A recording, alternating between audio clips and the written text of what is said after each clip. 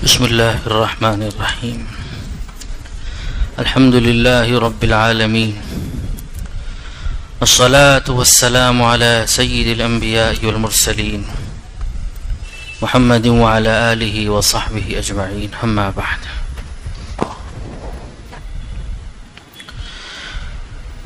عن أنس رضي الله تعالى عنه عن النبي صلى الله عليه وسلم فيما يرويه عن ربي عز وجل قال: إذا تقرب العبد إلي شبرا تقربت إليه ذراعا، وإذا تقرب إلي ذراعا تقربت منه باعا، وإذا أتاني يمشي أتيته هرولة. رواہ البخاری. حضرت انس صاحب صلی اللہ علیہ وسلم کا ارشاد نقل کرتے ہیں، آپ نے اللہ کے ارشاد بیان فرمایا، یعنی یہ بھی حدیث قدسی ہے، اللہ کی بات ہے، قرآن میں نہیں ہے، حدیث میں ہے. جب بندہ بالش بھر میرے قریب آتا ہے، اذا تقرب العبد الی شبرا، اس کو بولتے ہیں بالشت. جب بندہ بالشت بھر میرے قریب آتا ہے، تقربت الیہ ذراعا، تو میں ہاتھ کی برابر اس کے قریب ہوتا ہوں. ہاتھ کہتے ہیں اس کو، یعنی بندہ اگر تھوڑی سی توجہ، توبہ، استغفار، محنت، جد و جہد سے میری طرف آتا ہے تو پھر میں اس کی طرف اس سے زیادہ آتا ہوں، یعنی اللہ پاک کی رحمت کاملہ خاص طور پر متوجہ ہو جاتی ہے، یہ مطلب ہے. پھر فرمایا وَإِذَا تَقَرَّبَ إِلَيَّ ذِرَاعًا تَقَرَّبْتُ إِلَيْهِ تَقَرَّبْتُ مِنْهُ بَاعًا. جب بندہ ایک ہاتھ میری طرف آتا ہے تو میں ایک باع اس کی طرف، اس کو بولتے ہیں باع، اس طریقے سے جو پھیلائیں گے ہاتھ کو تو اس کو کیا بولیں گے؟ باع. تو میں ایک باع اس کی طرف دونوں ہاتھ بھر کے، اتنی مساوت، اتنی لمبائی کے ساتھ، اتنی زیادتی کے ساتھ اس کی طرف آتا ہوں، رحمت کے ساتھ اس کی طرف متوجہ ہوتا ہوں. وَإِذَا أَتَانِي يَمْشِي أَتَيْتُهُ هَرْوَلَةً، اور اگر وہ چل کر میری طرف آتا ہے تو میں دوڑ کر اس کی طرف آتا ہوں. یہ بہت بڑی بات ہے. اللہ پاک چاہتے ہیں کہ بندہ بس میری طرف متوجہ ہو جائے، اور ایک ذرا سی توجہ پر اللہ پاک پورے طور پر اس کی طرف متوجہ ہو جاتے ہیں. اس کا مطلب یہ ہے کہ کمی ہماری ہی ہے، ہم تھوڑے بھی متوجہ ہونا نہیں چاہتے. ورنہ کیا وجہ ہے کہ ایک آدمی اتنے گناہ کرے کہ زمین و آسمان کو گناہوں سے بھر دے، اور اپنی زبان سے یہ الفاظ کہہ دے: اللہ میری توبہ، اللہ میری توبہ، اللہ میں معافی چاہتا ہوں، مجھے معاف کر دے. تو اللہ پاک اس کو خالی ہاتھ واپس نہیں کرتے، اللہ پاک اس کو معاف فرما دیتے. کتنا چھوٹا جملہ ہے. بندہ دل سے خالصتاً اللہ کی طرف متوجہ ہو کہتے: اللہ میری توبہ، اللہ مجھے معاف کر دیجیے، اللہ پاک معاف فرما دیتے. گویا اللہ پاک بار بار کہتے ہیں کہ آؤ میری طرف آؤ. اگلی حدیث اللہ کے رسول صلی اللہ علیہ وسلم نے ارشاد فرمایا: نعمتان مغبون فیہما کثیر من الناس، الصحۃ والفراغ. آپ صلی اللہ علیہ وسلم نے فرمایا دو نعمتیں ایسی ہیں جن میں اکثر لوگ خسارے میں رہتے ہیں، وہ ہیں صحت اور فراغت. دو نعمتیں ایسی ہیں کہ اکثر لوگ ان دو نعمتوں میں خسارے میں رہتے ہیں، نقصان میں رہتے ہیں. کیا مطلب؟ فائدہ نہیں اٹھاتے ان دو نعمتوں سے. کون کہہ رہا ہے؟ یہ سرکار دو عالم صلی اللہ علیہ وسلم. کیا کیا نعمت ہے؟ پہلی الصحہ، جب انسان کو صحت ہوتی ہے تو اس صحت کی حالت میں بہت کام کر سکتا ہے، بہت سی عبادات انجام دے سکتا ہے، تہجد پڑھ سکتا ہے، رات کو اٹھ کر قوا مضبوط ہوتے ہیں، دوسری بہت سے دینی کام انجام دے سکتا ہے، عبادت خوب سے خوب کر سکتا ہے. اور جب انسان بیمار ہو جائے تو رات کو اٹھنا مشکل، فرض نماز پڑھنا مشکل ہو جاتا ہے، مسجد میں آنا مشکل ہو جاتا ہے. اس لیے آپ صلی اللہ علیہ وسلم یہ ارشاد فرما رہے ہیں کہ بھئی اللہ نے اگر کسی کو صحت دی ہے تو اس صحت سے پورا فائدہ حاصل کر لو. لوگ اس سے فائدہ حاصل نہیں کرتے ہیں. ایک موقع پر آپ صلی اللہ علیہ وسلم نے ارشاد فرمایا اغتنم خمسا قبل خمس، 5 چیزوں کو 5 چیزوں سے پہلے غنیمت جانو. شبابک قبل حرمک، جوانی کو بڑھاپا آنے سے پہلے.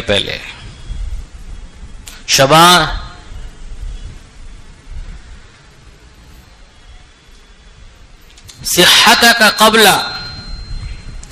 ضعفک یا قبل صحتک قبل ضعفک، اپنی صحت کو ضعیف ہونے سے پہلے، بیمار ہونے سے پہلے.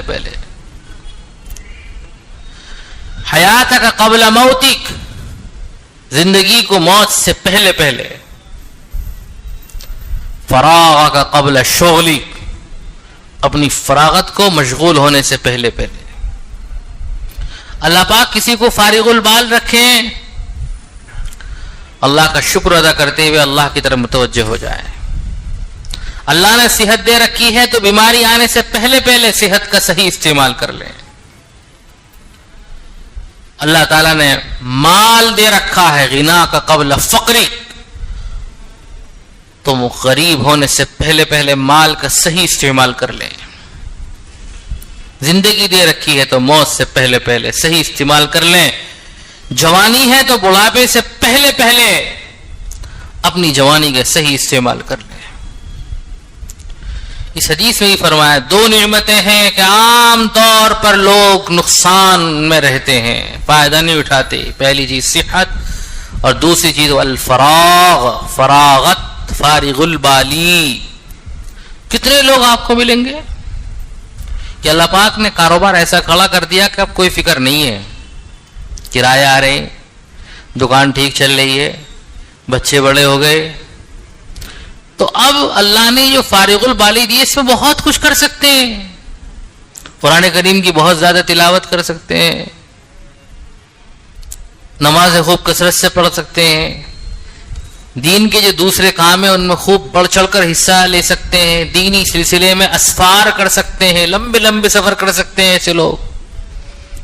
لیکن مسلمانوں کی حالت یہ ہے کہ ایسے ماحول میں جب ایسی حالت جب آ جاتی ہے، ایسی فارغ البالی، تو اب آرام کی سوچتے ہیں، بھئی اب آرام کریں گے. اللہ نے صحت دی ہے اور حیاتی دی ہے تو اس میں جو کچھ کرنا ہے بس کر لیں، یہی کام آئے گا، اس کے بعد کچھ کام نہیں ہے، اور کچھ کام نہیں آتا. یعنی جو کچھ ہم عبادت کر سکتے ہیں، دینی کام کر سکتے ہیں، موت کے بعد یہی چیز ہمارا ساتھ دیں گی. حضرت عائشہ صدیقہ رضی اللہ تعالیٰ عنہ سے ایک روایت ہے، فرماتی ہیں ان النبی صلی اللہ علیہ وسلم کان یقوم من اللیل حتی تتفطر قدماہ فقلت له لما تصنع هذا یا رسول اللہ. حضرت عائشہ صدیقہ رضی اللہ تعالیٰ عنہ سے مروی ہے، کہتی ہیں کہ آپ صلی اللہ علیہ وسلم جب رات کو قیام فرماتے تو بڑا طویل قیام فرماتے. رات کے قیام کا مطلب تہجد، اور تہجد کے اندر دیر تک کھڑے ہوتے، خوب قرآن کریم پڑھتے. روایتوں میں آتا ہے کبھی 4 پارے، کبھی 5 پارے، سورہ مائدہ تک 6 پارے، اتنا طویل قیام فرماتے. اس طویل قیام کی وجہ سے آپ کے پاؤں پھٹنے لگے. حضرت عائشہ صدیقہ رضی اللہ عنہ فرماتی ہیں میں نے عرض کیا رسول اللہ آپ ایسا کیوں کرتے ہیں جبکہ اللہ نے آپ کی امت کے اگلے پچھلے تمام گناہ معاف کر دیے ہیں. غفر اللہ لک ما تقدم من ذنبک، اللہ نے آپ کی امت کے نہیں آپ کے، کس کے گناہ؟ آپ کے اگلے پچھلے سارے گناہ معاف کر دیے ہیں۔ قال افلا احب ان اکون عبدا شکورا، فرمایا کہ میں اس بات کو پسند نہ کروں کہ اللہ کا شکر گزار بندہ بن جاؤں۔ مطلب اس کا یہ ہے کہ آپ صلی اللہ علیہ وسلم جو اتنی طویل عبادت کر رہے ہیں، اتنی لمبی نمازیں پڑھ رہے ہیں، اتنی محنت اور مشقت کر کے عبادت کر رہے ہیں، یہ شکر گزاری کی بنیاد پر۔ عبادت جو ہوتی ہے وہ کئی طرح کی ہوتی ہے۔ ایک عبادت ہوتی ہے سوداگر والی عبادت، تاجرانہ عبادت، کہ آدمی اس لیے عبادت کر رہا ہے کہ بدلے میں ثواب لے گا اور جنت لے گا۔ ادھر عبادت کیا خوب سودا نقد ہے، اس ہاتھ دے اس ہاتھ لے، اس لیے عبادت کی جا رہی ہے کہ جنت ملے گی، اس لیے عبادت کی جا رہی ہے کہ ثواب ملے گا۔ یہ کون سی عبادت ہوئی؟ سوداگری والی عبادت، تاجرانہ عبادت۔ ایک عبادت ہوتی ہے غلامانہ عبادت، بندہ عبادت کر رہا ہے، ڈر خوف، اللہ کا خوف ہے، ڈر ہے، اگرچہ غلط یہ بھی نہیں ہے، لیکن تیسرے درجے کی جو عبادت ہے وہ بہت اعلیٰ قسم کی بات ہے، وہ ہے آزاد لوگوں کی عبادت۔ بندہ یہ بات اس لیے کرتا ہے کہ رب کی اس پر بے شمار نعمتیں ہیں، شکر گزاری کے طور پر وہ رب کی عبادت کر رہا ہے، یہ ہے آزادوں کی عبادت۔ آپ صلی اللہ علیہ وسلم کی عبادت اسی طرح کی تھی کہ آپ جو عبادت فرماتے تھے، اتنی محنت کرتے، اتنی لمبی لمبی تہجد کی نماز پڑھتے، آپ علیہ الصلاۃ والسلام یہ سب مشقتیں شکر گزاری کی بنیاد پر کرتے تھے، کیونکہ اللہ نے تو آپ کے سارے اگلے پچھلے گناہ معاف کر دیے، کچھ آپ کے ذمہ ہے ہی نہیں، نہ پہلے نہ آگے کچھ ہو سکتا ہے۔ یہاں پر رک کر ایک مسئلہ سمجھیے، انبیاء علیہم الصلاۃ والسلام کی ذات معصوم ہوتی ہے۔ معصوم کا مطلب یہ ہے کہ ان سے گناہ سرزد نہیں ہوتے، اور اللہ تعالیٰ نے یہ اس لیے ان کو معصوم رکھا ہے کہ اگر خدا نہ خواستہ ان سے بھی اس طریقے کے باتیں سرزد ہو جاتی تو پھر امت کو اشتباہ ہوتا، امت کو اشتباہ ہوتا۔ اس لیے انبیاء علیہم الصلاۃ والسلام کو اللہ نے گناہ سے معصوم رکھا ہے، گناہ سے اللہ نے، ان سے گناہ نہیں ہوتے۔ حضرات صحابہ سے گناہ ہوتے ہیں، ہو سکتے ہیں، ان سے انبیاء کے علاوہ کسی سے بھی گناہ ہو سکتے ہیں، حضرات صحابہ ہوں، ان کے بعد امت میں اولیاء کا درجہ، خواہ وہ تابعین میں سے ہوں یا تابعین کے بعد میں سے ہوں، یہ حضرات محفوظ ہوتے ہیں، اللہ ان کی حفاظت فرماتے ہیں۔ لیکن ایسا نہیں کہ گناہ سے بالکل ہی معصوم ہو، ایسا نہیں۔ اور متقیوں کی ایک علامت بتائی گئی ہے کہ جب ان سے گناہ سرزد ہو جائے تو فوراً اللہ کی طرف رجوع کرنے والے ہوں، فوراً اللہ کی طرف رجوع کرنے والے ہوں۔ متقی ان کو نہیں کہا گیا کہ جن سے کبھی گناہ ہوتا ہی نہیں، وہ تو انبیاء ہیں، بلکہ اگر ان سے گناہ ہو جائے تو گناہ پر باقی نہیں رہتے وہ، بلکہ فوراً اللہ کی طرف رجوع کرنے والے بن جاتے ہیں۔ ایسے لوگوں کو متقی کہا جاتا ہے، گناہوں پر اصرار نہیں کرتے، یعنی ایک گناہ بار بار کر رہے ہیں زندگی میں، یہ تقوی کے خلاف ہے۔ کبھی ہو جاتا ہے تو اتنا رو دھو کر اللہ سے معافی نہ مانگ لیں، اس گناہ کو بخشوا نہ لیں، انہیں سکون نہیں ملتا، چین نہیں ملتا۔ حضور پاک صلی اللہ علیہ وسلم کے ایک صحابی ہیں، انبیاء کے بعد سب سے اونچی ہستیاں تو حضرات صحابہ ہیں، ان کی برابر کسی کا بھی مقام و مرتبہ نہیں ہے۔ ایک صحابی ایک طرف، قیامت تک آنے والے اولیاء ایک طرف جو انبیاء صحابہ کے بعد ہیں ان کے برابر رتبہ نہیں ہو سکتا. ایک صحابی تھے اللہ کے رسول صلی اللہ علیہ وسلم کے, مدینے میں رہتے تھے. ان کے ایک دوست اللہ کی راہ میں جہاد کے لیے نکلے.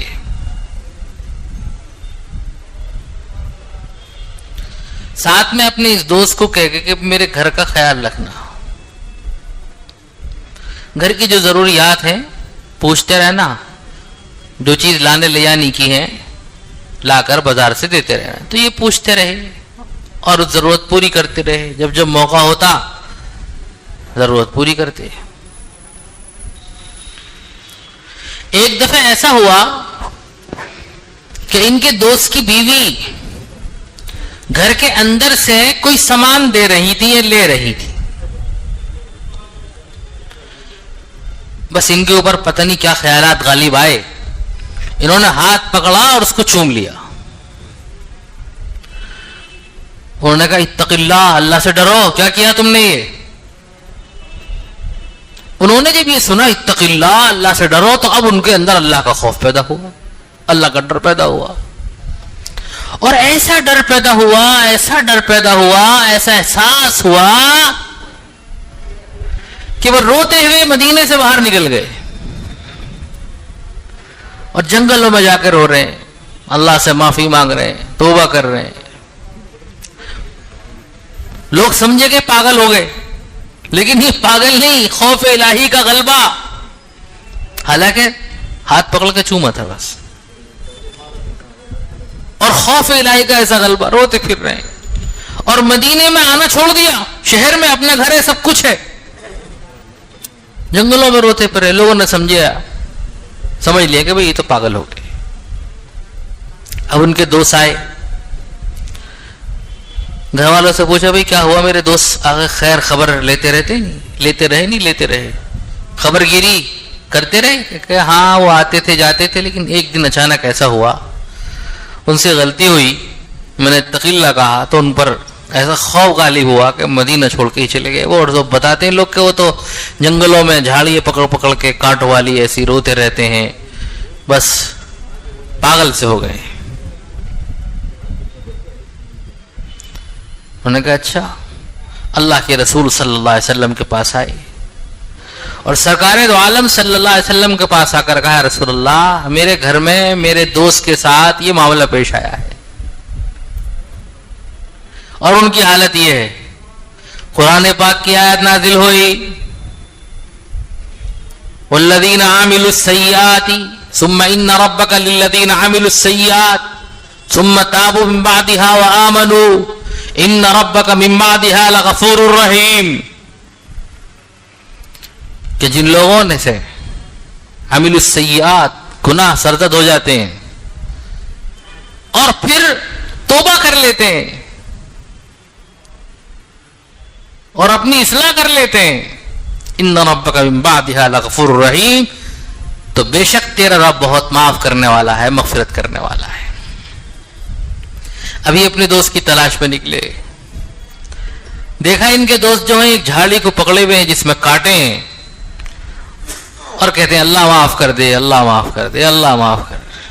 انہوں نے دوست کا ہاتھ پکڑا اور یہ آیت سنائی کہ حضور کے پاس سے آ رہا ہوں, اللہ نے تیری توبہ قبول کر لی, چل میرے ساتھ آ. پھر یہ خود ان کو مدینے میں کھینچ کر لائے. لیکن یہ جو کئی مہینے کا عرصہ گزرا ہے, اللہ کے سامنے رو رہے ہیں, گڑ گڑا رہے ہیں, در حقیقت یہی تقوی کی علامت ہے. اور یہ تو بہت اعلیٰ درجے کا تقوی ہے. بندے سے کوئی گناہ سرزد ہو جائے اور سچے دل سے ایک دفعہ کہے اللہ معاف کر دو, اللہ اب نہیں ہوگا, اب نہیں ہوگا, اللہ معاف کر دو, اللہ پاک اس کو معاف فرما دیتے ہیں اور اللہ پاک اس کی پھر قدر بڑھا دیتے ہیں. کہتے ہیں نا کہ کوئی بندہ, کوئی کاریگر اگر کسی چیز کو بناتا ہے اور اس چیز کے اندر وہ خرابی آتی ہے تو دوسری چیزوں کے مقابلے میں اس چیز کو زیادہ توجہ سے دیکھتا ہے. اللہ پاک نے ہم سب کو بنایا ہے, جب ہمارے اندر کوئی خرابی آئے گی اور شیطان کی وجہ سے آئے گی، ہم اللہ پاک سے کہیں اللہ دیکھیے یہ خرابی آ گئی ہے، اللہ ٹھیک کر دیجیے، اللہ ٹھیک کر دیجیے. اللہ پاک کی رحمت کو جوش آتا ہے. ہم اللہ پاک سے کہتے ہیں اللہ یہ شیطان ہمیں آپ کے راستے سے ہٹا رہا ہے. اللہ نفس نے بڑا دکھیارا کر رکھا ہے، بڑا پریشان کر رکھا ہے اللہ نفس نے.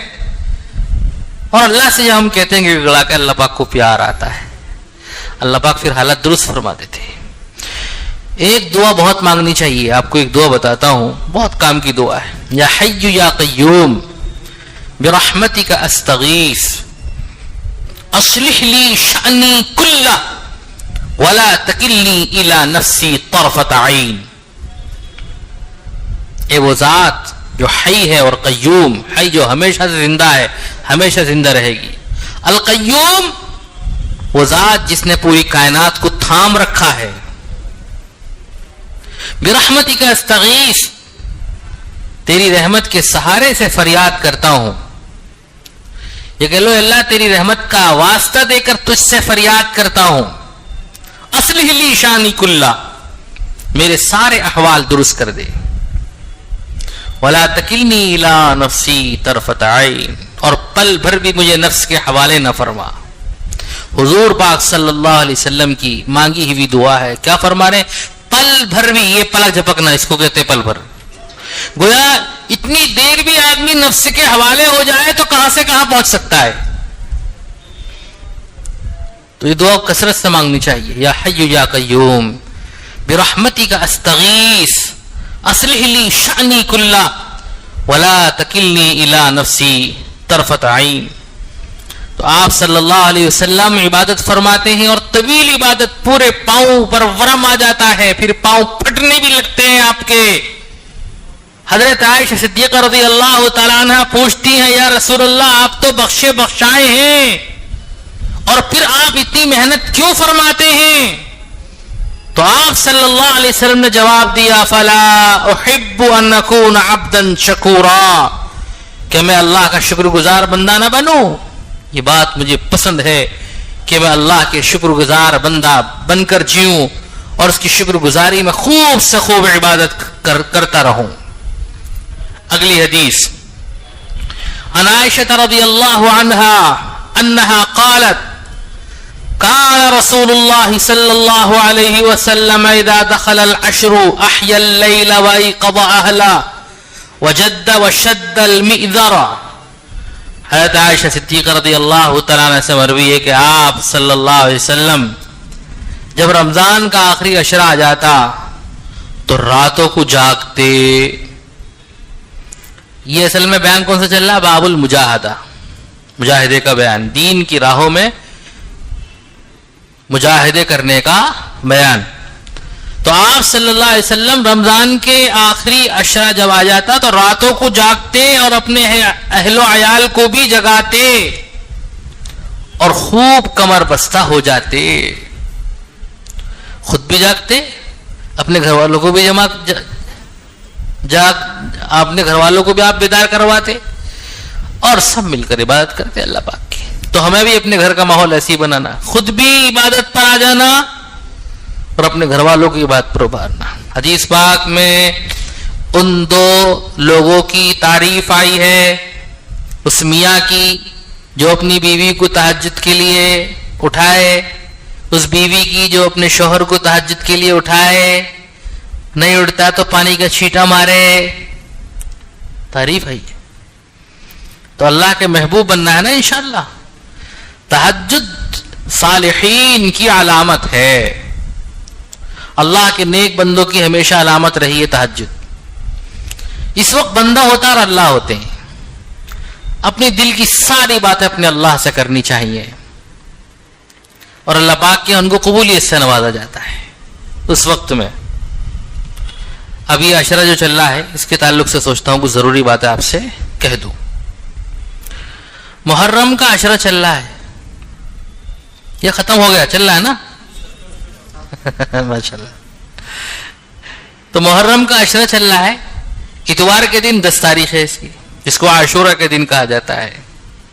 بہت سے لوگوں میں یہ ہے کہ اس کی جو فضیلت ہے حضرت حسین رضی اللہ تعالی عنہ کی شہادت کی بنیاد پر ہے. یہ تو دراصل رافضی سوچ ہے. یہ پہلے سے ہی فضیلت والا مہینہ رہا ہے, پہلے سے ہی فضیلت والا مہینہ رہا ہے. اس کی بڑی فضیلت ہے, اور خاص طور پر اس کے یہ 10 دنوں کی اچھی خاصی فضیلت ہے. جیسے کہ رمضان کے اخیر عشرے کی ہے, پھر ذی الحجہ کے 10 دنوں کی ہے, اور پھر اس کے بعد میں ان 10 دنوں کی بھی بڑی فضیلت ہے محرم کی. ان میں عبادت زیادہ ہونی چاہیے اور توبہ اور استغفار بڑھا دینا چاہیے. حدیث پاک میں آتا ہے اللہ کے رسول صلی اللہ علیہ وسلم نے اس عشرے میں بنو اسرائیل کی توبہ قبول فرمائی تھی, تو اللہ پاک میری امت کی بھی توبہ قبول فرمائیں گے. تو لہذا ہمیں اس میں توبہ اور استغفار کو بڑھا دینا ہے. ایک عمل تو یہ کرنا ہے. دوسرا عمل اس میں جو کرنا ہے وہ عاشورہ کے دن کا روزہ. عاشورہ کے دن کے روزہ رکھنے کے سلسلے میں 3 درجے ہیں. پہلا درجہ 3 دن کا روزہ رکھا جائے, 9, 10, 11 کا, یہ فضیلت کا اعلیٰ درجہ ہے. اور دوسرا 2 دنوں کا روزہ رکھا جائے, 10 کے ساتھ یا تو 9 کو ملا لو یا 11 کو ملا لو. اور تیسرا درجہ صرف عاشورہ کے دن کا روزہ رکھ لیجیے آپ, اس سے بھی فضیلت حاصل ہو جائے گی, اس سے بھی فضیلت حاصل ہو جائے گی. تو یہ اس میں بات ہے. ایک اور عمل کرنا ہے عاشورہ کے دن. آپ صلی اللہ علیہ وسلم نے فرمایا کہ جو شخص عاشورہ کے دن اپنے گھر والوں پر وسعت کرتا ہے, فراخی کرتا ہے, اللہ پورے سال اس پر وسعت اور فراخی کرتے ہیں, وسعت کے ساتھ اس کو مال عطا فرماتے ہیں, روزی عطا فرماتے ہیں. اب ذہن میں بات آتی ہے کہ عاشورہ کے دن تو روزہ رکھتے ہیں سب, ارے تو بھائی دن میں خوب بناؤ اور افطار سے رات تک کھاتے رہو, سحری میں بھی کھا لو اور شام میں بھی کھا لو. اور وسعت کا مطلب صرف اتنا ہی تھوڑی ہے. اور دن جو آپ جیب خرچ دیتے ہیں اپنے بچوں کو, اہل و عیال کو, اس دن کچھ بڑھا دو. بیوی کو بھی دو, ہے نہیں کہ بیوی اہل و عیال میں نہیں ہے, اس کو بھی دینا چاہیے. گاہے گاہے اس کا دل خوش کرنا چاہیے. مہمان آ گئے آپ کے, آپ نے ان کے لیے, آپ کے گھر نے ان کے لیے خوب اہتمام کیا, کھانا بنایا, اچھا کھانا بنایا. اگر وہ منع کر دیتی, مہمان آپ کے تھے, تو آپ کو انتظام کرنا پڑتا نا. ہوٹل کا کتنا مہنگا کھانا ہوتا ہے, اور وہ بات بھی نہیں ہوتی ہے, وہ نورانیت بھی نہیں ہوتی ہے. انہوں نے محنت کر کے آپ کے مہمان کے لیے کھانا تیار کیا, آپ کی عزت بڑھائی, آپ کے گھر کی عزت بڑھائی. ایسے موقع پر خوش ہو کر کچھ نہ کچھ دینا چاہیے. لیکن عجیب بات ہے, آدمی یہاں کنجوسی دکھاتا ہے. ہوٹل پہ کھا کے آئے گا, وہاں 500 روپے کی ٹپس دے کر آ جائے گا, 200 روپے کی ٹپس دے کر آئے گا. لیکن گھر میں گھر والوں نے اتنی خدمت کی ہے جس سے اس کا دل خوش ہو جائے گا, بڑھ جائے گا, وہاں دینے کو تیار نہیں ہے. دینا چاہیے, ایسے موقع پر وہاں دینا چاہیے. اب یہ 10 محرم کا دن آ رہا ہے, تو اس میں فراخی کی ایک شکل یہ بھی ہے کہ جو جیب خرچہ یا جو انعامات آپ دیتے ہیں اپنے بچوں کو, اس دن کچھ زیادہ دے دیں. اور دن جو کچھ بناتے ہیں اس دن ایک آدھ چیز کچھ زیادہ بنا دیں, ایک آدھ میٹھا کچھ زیادہ بنا دیں, کچھ فروٹ تھوڑے سے زیادہ لے کر آ جائیں. بس یہ مطلب ہے وسعت کا. یہ مطلب نہیں ہے کہ آپ پورا گھر بھر دو اور مہینے کی پوری کمائی آج کے دن ہی خرچ کر دو, ایسا مطلب نہیں ہے. اللہ تعالیٰ ہم کو سمجھ کے عمل کی توفیق نصیب فرمائے. وآخر الحمدللہ رب العالمین. الحمدللہ رب العالمین. الصلاة والسلام على سيد الأنبياء والمرسلين محمد وعلى آله وصحبه أجمعين. ربنا آتنا في الدنيا حسنة وفي الآخرة حسنة وقنا عذاب النار. يا حي يا قيوم برحمتك نستغيث أصلح لنا شأننا كله ولا تكلنا إلى أنفسنا طرفة عين. رب اغفر وارحم وأنت خير الراحمين. سبحان ربك رب العزة عما يصفون وسلام على المرسلين الحمد لله رب العالمين.